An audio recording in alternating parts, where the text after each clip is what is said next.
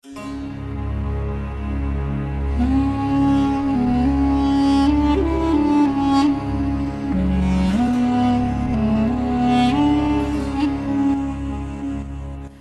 শহর মুসলমান ধর্মাবলম্বীদের জন্য দ্বিতীয় পবিত্রতম শহর, যেখানে নবীজির রওজা মুবারক সহ রয়েছে ইসলামের বেশ কিছু গুরুত্বপূর্ণ স্থান। হ্যালো এভরিওয়ান, আসসালামু আলাইকুম। কিউরাস চ্যানেলের পক্ষ থেকে আপনাদের সবাইকে স্বাগতম।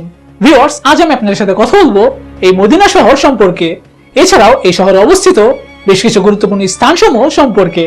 তাহলে চলুন এক নজরে দেখে নেওয়া যাক সেই সকল বিষয়গুলোকে। আল মাদিনাতুল মুনাওয়ারা, যেটি পশ্চিমা সৌদি আরবের হেজাজ অঞ্চলের একটি শহর।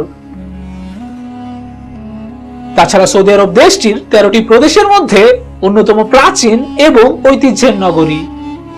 এই শহরটি মক্কা নগরী থেকে 445.5 কিলোমিটার দূরে অবস্থিত। ইতিহাসবিদদের তথ্য মতে খ্রিস্টপূর্ব 1600 বছর পূর্বে এই শহরটির জন্ম হয়, আর সেই থেকে আজ অব্দি মদিনা শহরটির 6টি নামের তথ্য পাওয়া যায়। হযরত মুহাম্মদ সাল্লাল্লাহু আলাইহি সাল্লাম মদিনা শহর হিজরতের পূর্বে এর নাম ছিল ইয়াসরিব।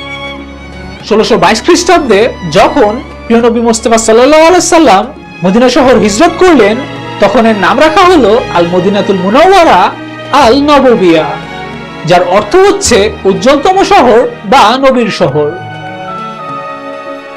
বলে রাখা ভালো, মহানবীর এই হিজরতের দিন থেকেই কিন্তু আরবি ক্যালেন্ডারের যাত্রা শুরু। এই মদিনা শহর মুসলমান ধর্মাবলম্বীদের কাছে বেশ কিছু বিষয়ের জন্য বিখ্যাত, যে বিষয়গুলো হচ্ছে মসজিদে নববী। জানা যায় মহানবী মুস্তাফা সাল্লাল্লাহু আলাইহি সাল্লাম মদিনা শহর আগমনের পরে ব্যক্তিগতভাবে এই মসজিদের নির্মাণের কাজে অংশ নিয়েছিলেন, যার পরবর্তীকালের মুসলিম শাসকরা মসজিদের সম্প্রসারণ ও এর সৌন্দর্য বর্ধন করিয়েছেন।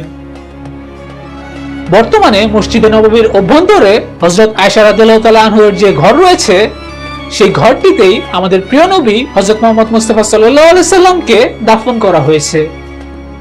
তাছাড়া সেখানে আরো সমাধিত রয়েছে মুসলমান ধর্মের প্রথম দুই খলিফা হযরত আবু বকর এবং ওমর রাদিয়াল্লাহু তাআলা আনহু, এবং এর পাশেই আরো একটি সমাধিকে খালি রাখা হয়েছে। ইসলাম ধর্মের রীতি অনুযায়ী হযরত ঈসা আলাইহিস সালাম আবার পৃথিবীতে ফিরে আসবেন এবং তিনি মারা যাবার পরে তাকে এখানেই দাফন করানো হবে। এই পুরো স্থানগুলোই মসজিদে নববীর সবুজ গম্বুজের নিচে অবস্থিত। 1817 খ্রিস্টাব্দে সুলতান দ্বিতীয় মাহমুদের শাসনামলে এই গম্বুজ নির্মিত হয়।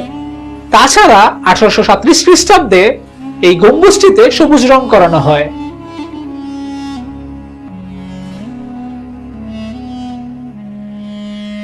প্রতি বছর হাজারো ধর্মপ্রিয় মুসলমান বিভিন্ন প্রান্ত থেকে মহানবীর এই রওজা মুবারককে দেখতে আসেন। বর্তমানে এই মসজিদটিতে প্রায় 10 লাখের মতো মানুষ একসাথে নামাজ আদায় করতে সক্ষম।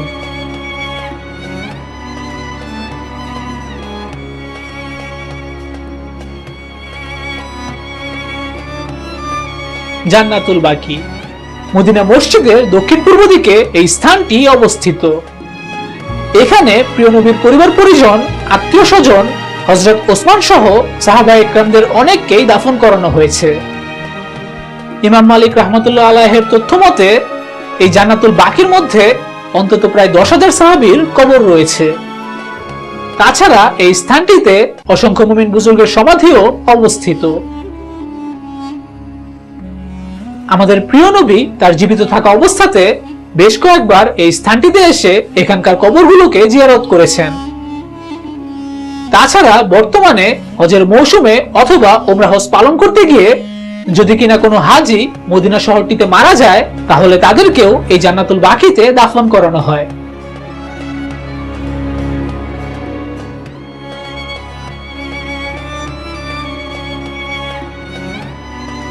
মসজিদে কুবা, মসজিদে কুবা হচ্ছে ইসলামের প্রথম মসজিদ। নবী সাল্লাল্লাহু আলাইহি সাল্লাম মদিনা আগমনের পরে সর্বপ্রথম এই মসজিদটি প্রতিষ্ঠা করানো হয়। তাছাড়া হিজরতের পরে নবী মুহাম্মদ মুস্তাফা এই মসজিদটিতে প্রায় 14 দিনের মতো অবস্থান করেছিলেন বলেও জানা যায়। পুরো পৃথিবী জুড়ে সম্মান এবং মর্যাদার দিক থেকে মসজিদুল হারাম, মসজিদুল নববী এবং মসজিদুল আকসার পরেই মসজিদুল কুবার অবস্থান।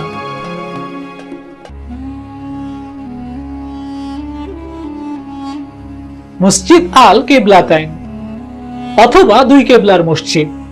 এই মসজিদটি ঐতিহাসিক দিক থেকে খুবই গুরুত্বপূর্ণ, কেননা এই মসজিদটিতে নামাজরত অবস্থায় আমাদের প্রিয় নবী হযরত মুহাম্মদ মুস্তাফা সাল্লাল্লাহু আলাইহি সাল্লামের উপর ওহী নাজিল হয়েছিল এবং সেখানে বলা হয়েছিল তাদের কেবলাকে পরিবর্তন করার জন্য। অতঃপর নামাজরত অবস্থাতেই আমাদের প্রিয় নবী জেরুজালেম থেকে মক্কার দিকে মুখ ফিরিয়ে নেন এবং তাকে অনুসরণ করে ওই সময়ে নামাজরত অবস্থায় সকল সাহাবীরাও তাদের মুখকে মক্কার দিকে তাক করে নামাজ আদায় করেন। মূলত এই ঘটনা থেকেই এই মসজিদটির আল কিবলাতাইন নামকরণ করা হয়েছে।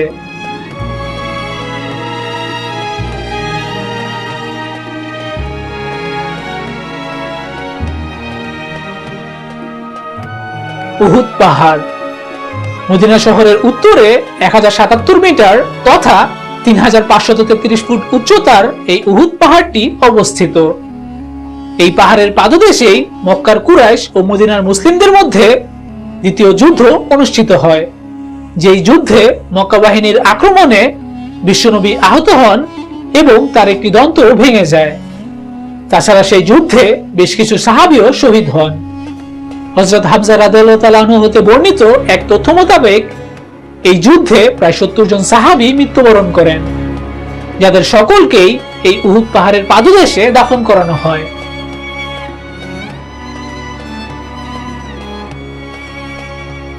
ইতিহাস থেকে প্রাপ্ত তথ্য বিশ্লেষণ করে মদিনা শহরের কথা বলতে গেলে বোধহয় আরেকটি বিষয় অপূর্ণ থেকে যায়, আর সেটি হচ্ছে মদিনা সনদ।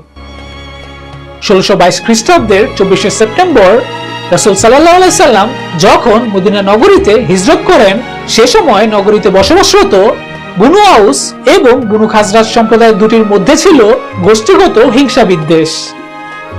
তাই কলহে লিপ্ত এই দুটি সম্প্রদায়ের মধ্যে ভ্রাতৃত্ব ও সম্প্রীতি স্থাপন, এছাড়াও মদিনায় বসবাসরত সে সময়ের সকল গোত্রের মধ্যে সুশাসন ও শান্তি প্রতিষ্ঠার লক্ষ্যে প্রিয় নবী সাল্লাল্লাহু আলাইহি সাল্লাম 47 ধারার একটি সনদ বা সংবিধান প্রণয়ন করেন, যা ইতিহাসে মদিনা সনদ নামেই পরিচিত। উল্লেখ্য, এই মদিনা শহরের আয়তন হচ্ছে 589 বর্গ কিলোমিটার এবং এই শহরটিতে বর্তমানে প্রায় 15 লাখের মতো মানুষ বসবাস করে আসছেন।